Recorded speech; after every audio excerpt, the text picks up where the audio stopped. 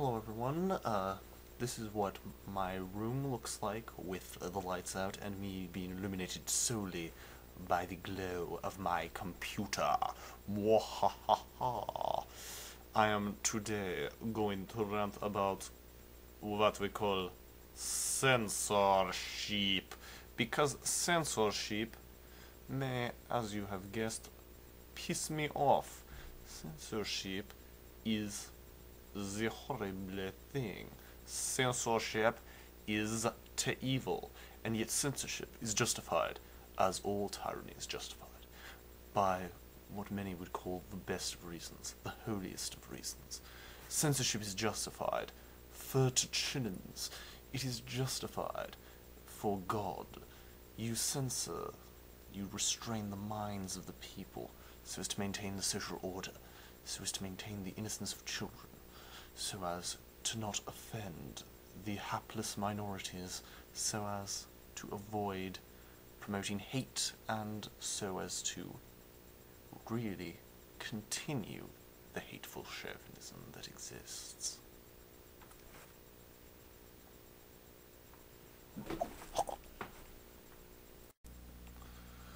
Alright, so I turned the lights back on, and that gave me a really interesting idea for a metaphor for censorship. Or, similar, well, a figurative thing, an allegory of censorship, if you will. So, when we censor things, our world becomes dark. You notice that all you could see was my face. You couldn't see really much of anything when there was no light. And when we shut down certain opinions from ever being expressed, when we use force to limit the range of thought, then what we do is, and this is really a tragic thing, we blind ourselves to what is true.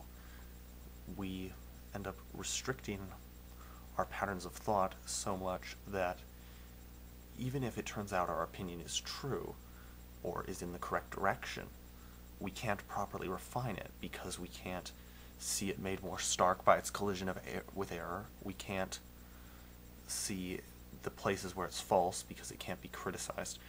The more we narrow the spectrum of opinions we hear, the more we narrow our own minds, and the more our ideology begins to stagnate. So, if you have real faith in your position, then you should be willing to turn on the lights, because your position should be able to stand up to the illumination of free debate.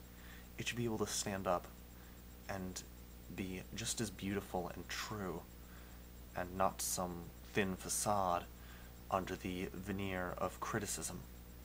That is part of why censorship, to me, is one of the most horrendous things that can be done. Wait, looking back on that last clip, did I just say veneer in that context? Really? Okay. I hate when I use words incorrectly, but moving on. And now we return to the darkness. You and I live in an extraordinarily free society, where speech does not go censored too often. However, some are not so lucky. Indeed, some of our predecessors within the United States of America were not so lucky. Let us look back on our nation's exceedingly dark history of censorious legislation and judicial action, shall we? It's a bit sad, so I advise you to put away anything you might use for suicide. Those ignorant advocates of censorship, when arguing for it, will often give the example of when it is acceptable to restrict free speech, that of shouting fire in a crowded theatre, falsely, of course. Well, let's examine the history behind this phrase, behind this evil adage. Alright, so it came from a decision in Schenck v. United States, where Justice Oliver Wendell Holmes Jr. stated, "The most stringent protection of free speech would not protect a man in falsely shouting fire in a theatre and causing a panic. The question in every case is whether the words are used in such circumstances and are of such a nature as to create a clear and present danger that they will bring about substantive evils that Congress has the right to prevent." Oh my. Have any guesses as to what he was talking about? Any guesses at all?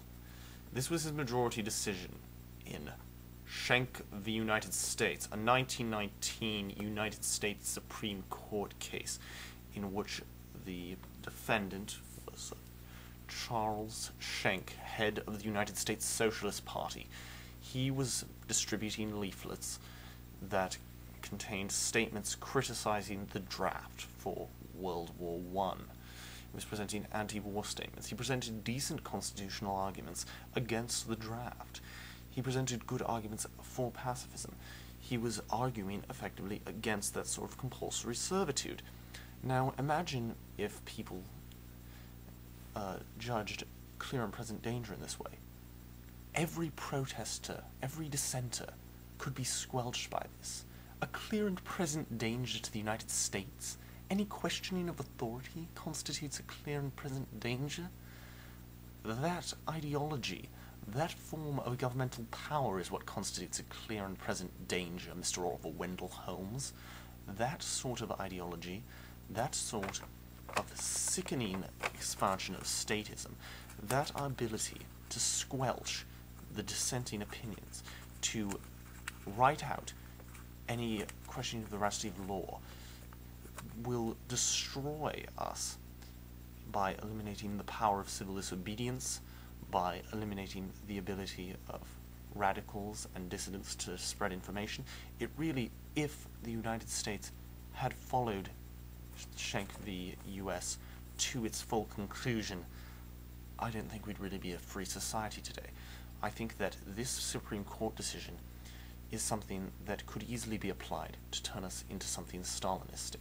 Thankfully, it was not applied to such an extent, but it was still a horrible decision that permitted these people to be absolutely oppressed for expressing what was arguably the sane political position. It's absolutely absurd, and yet people will quote this precedent in arguments, and they won't mention the decision, because they know if they mention what it was about, most people who care about civil liberties will realize that the decision was baloney. But if you mention the shouting fire in a crowded theater and the clear and present danger, then it will sound rational. On the surface, it sounds rational until you know what's going on.